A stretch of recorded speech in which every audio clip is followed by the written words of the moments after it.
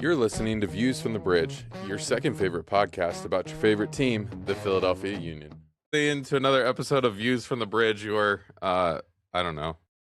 seventh favorite podcast about a team that exists in Philadelphia that you probably don't watch anymore. We're here tonight to talk about something. I don't know what. We're gonna figure it out over the next half an hour or so. But Evan, Chuck, Paul, how you guys doing tonight? Yeah, we're all right. Great. This is the improv podcast that I listen. Yeah. Are we gonna zip zap zop our way through the fucking last 3 games of this team? Is that what we're doing? No, we're here to talk about saving the Vancouver Whitecaps because that's important to every MLS team.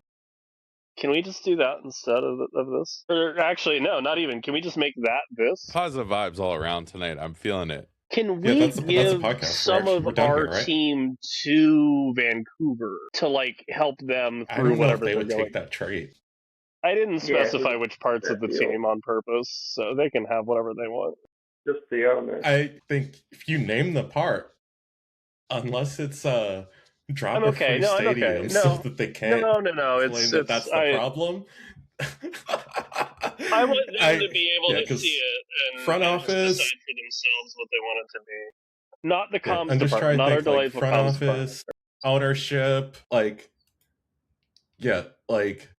comms and support might be the only thing they would take.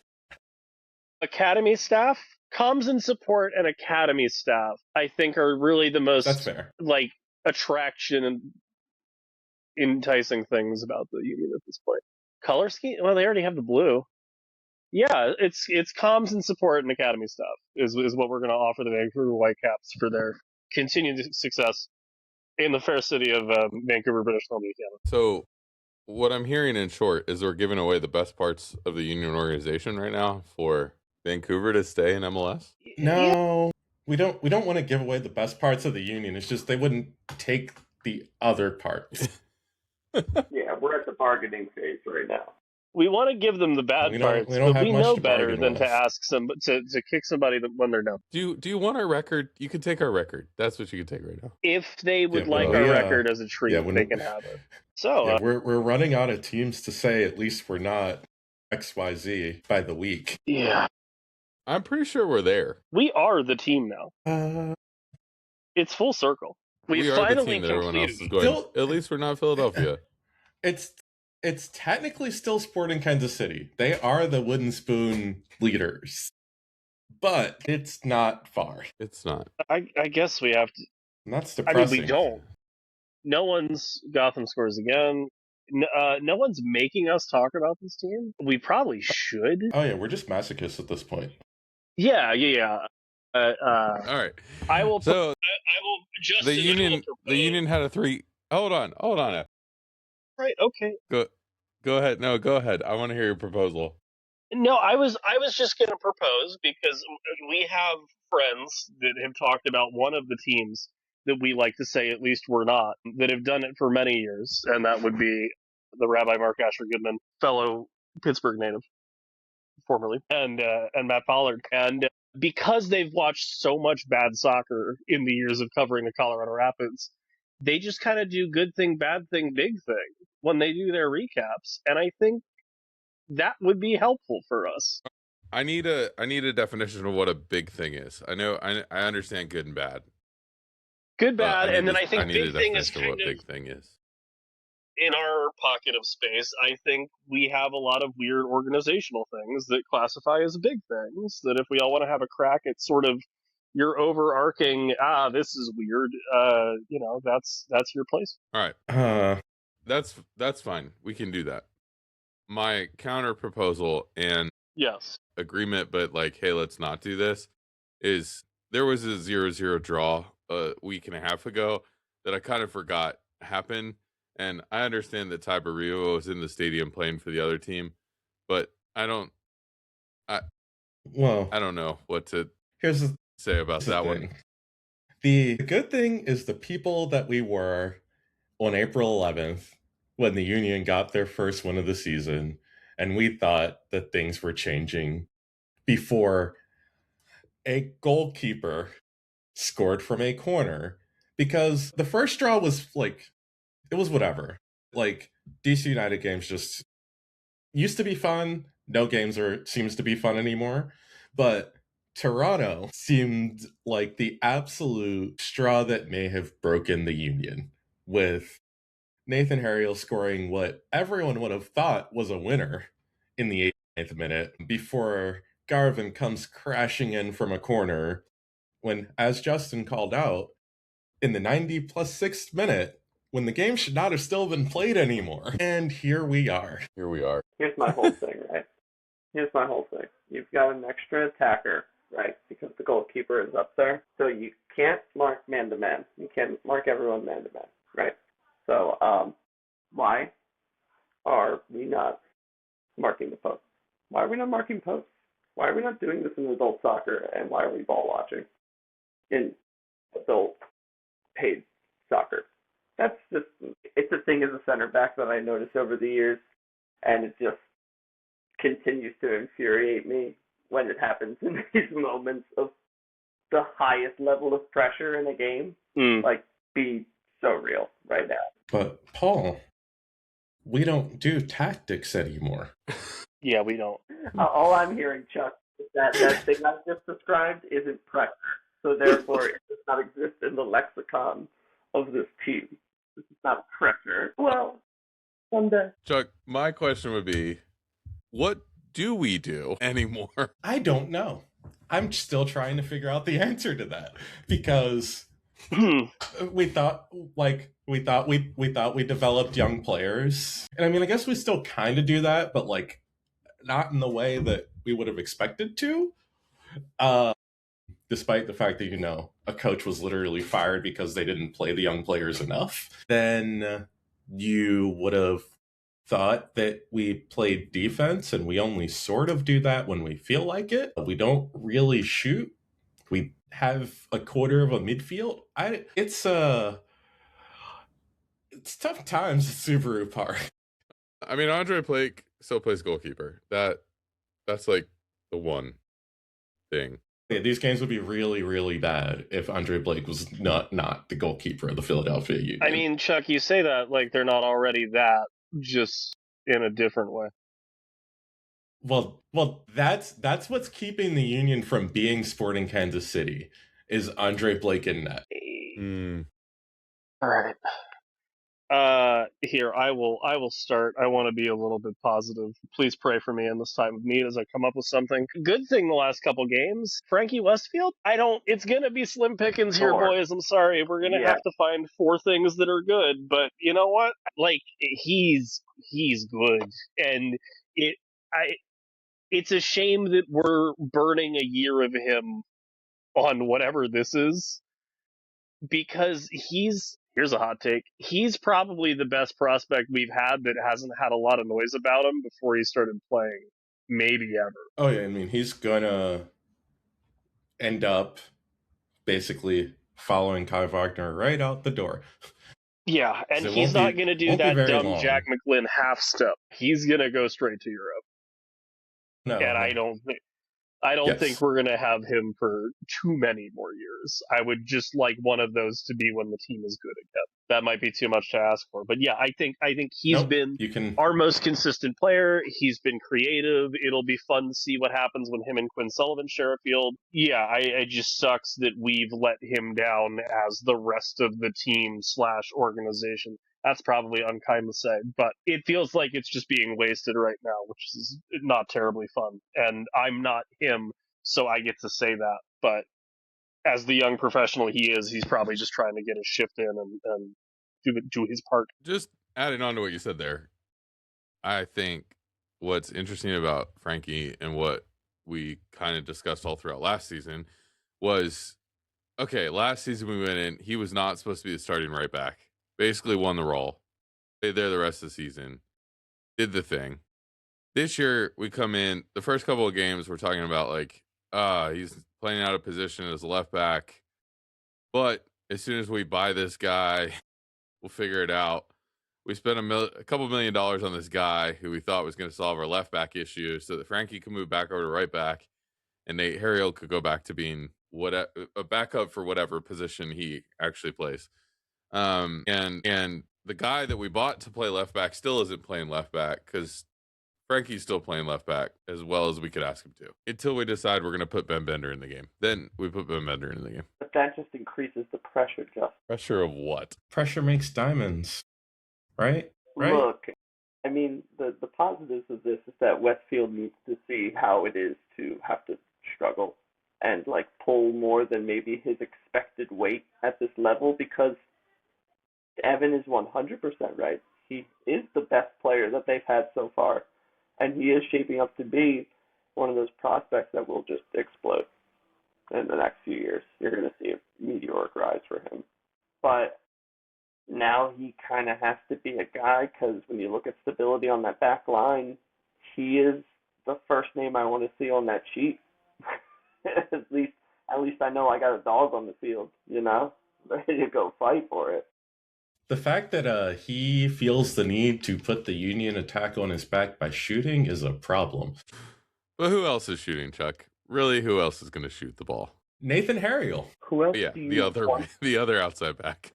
The guys, Justin, the guys you want to have taking shots, your fullbacks, not your wingers, your literal left and right defender. If this was happening 5 years ago and Ray Gaddis was taking like 3 shots a game, Paul would lose his mind and be out a lot of money to charity. So maybe we need to go back in time a little bit. I mean, Paul is losing his mind. Yeah, but he's been doing that for years. Hey, we have a lot of empirical evidence that you're right, but I think part of it was because he wasn't even shooting. Maybe we're all losing our minds. Well, yeah, we are. The other positive that I was going to say is Danley Jean-Jacques has finally figured out how to play soccer again, which has been nice to watch. Granted, he's playing it out of position on the wing because we don't have any wingers to play, but at least he's figured out how to play again. Yeah, no, that is good, because I was very concerned about what was going on there. And I'm sure also like Haiti were probably concerned too, considering he's going to be a very important part of that national team for the World Cup. So it is good to see that something of that nature is doing what it should be doing. Now, if Lukic could figure out how to play soccer again and Quinn Sullivan could come back, we'd actually have a fairly good midfield. But Lukic hasn't figured it out yet. Last year was really nice. It was. It was so nice. Hearing no other positives. And then the Union decided to go lose to Columbus. Yeah. And there was really nothing positive to say. So for those who are still listening to this podcast, I want you to take a deep breath here at this junction and just process where you're at here as a Union fan. Right? 17. What needs to happen for you? What is the change that needs to occur here? What's like the thing you need to see to like salvage something out of just this year? Because next year is going to be a mess with the rushed season. The sprint season is going to throw a lot of things out of proportion. But what do you need? We need like scream it out loud in your car if you're listening on the way to work. Yeah, I've said what I need to see, and that's Bradley Carnell gone. Well, Chuck, I want to go farther than that. I want structure in the club back. That statement there, Paul, would have been so much better in a Matthew McConaughey voice. You're right. I'll get it back. Give me a few minutes. Well, no, I mean, listen, we just need to go to like the next owners meeting and just hope he's the guy that's there for It sounded like a Cadillac commercial, Like, what do you need to see in your life? It's giving what can Burger King do to win you back energy. They've got it. Yeah, imagine if he was doing ASMR for the Austin soccer team to like decompress after games. They just have to watch Matthew McConaughey make his fucking tuna salad in like a whisper voice. Right?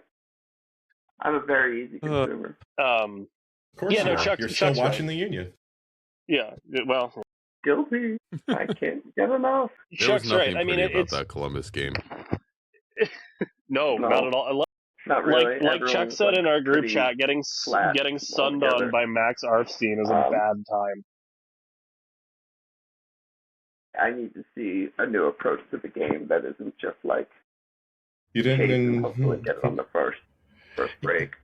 You didn't enjoy Only Fullbacks Live?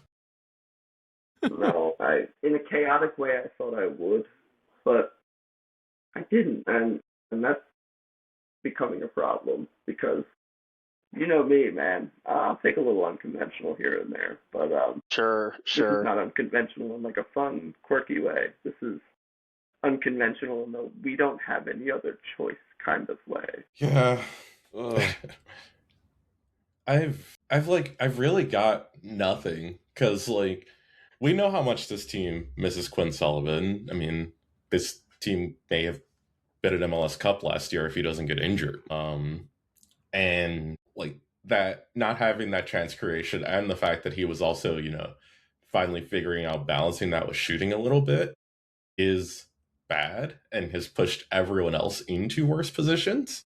But this is just again where, tactics and all those fun things that a coach is actually supposed to do of setting their team up to succeed are supposed to work their way around that, because if we know that these are problems, obviously Bradley Carnell should know they're problems because he's better at this job than any of us are, which is why we're here and he's there.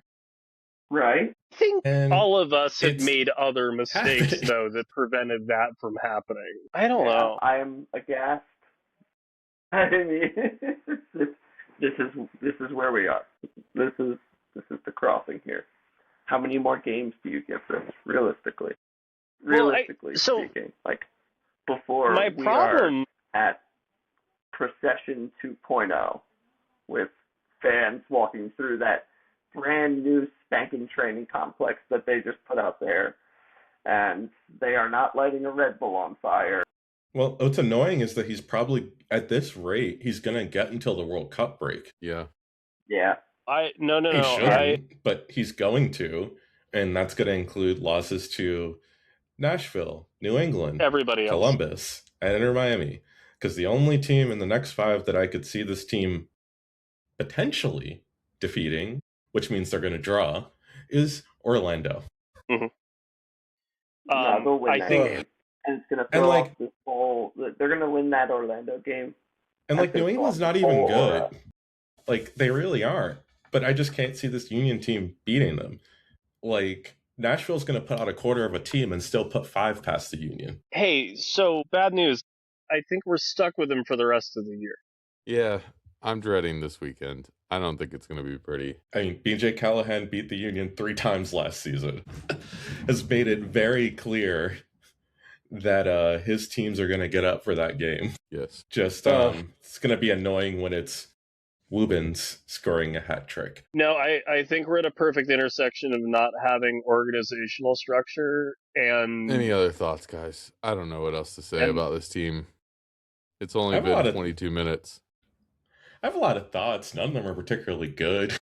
No, the only thought I have is that we're going to be stuck with Carnell till the end of the year because we don't have anybody that would take this job without a sporting director, and we don't have a sporting director to fire the head coach. I was raised in if you don't have something good to say about something, then you shouldn't say anything. And then I got into a profession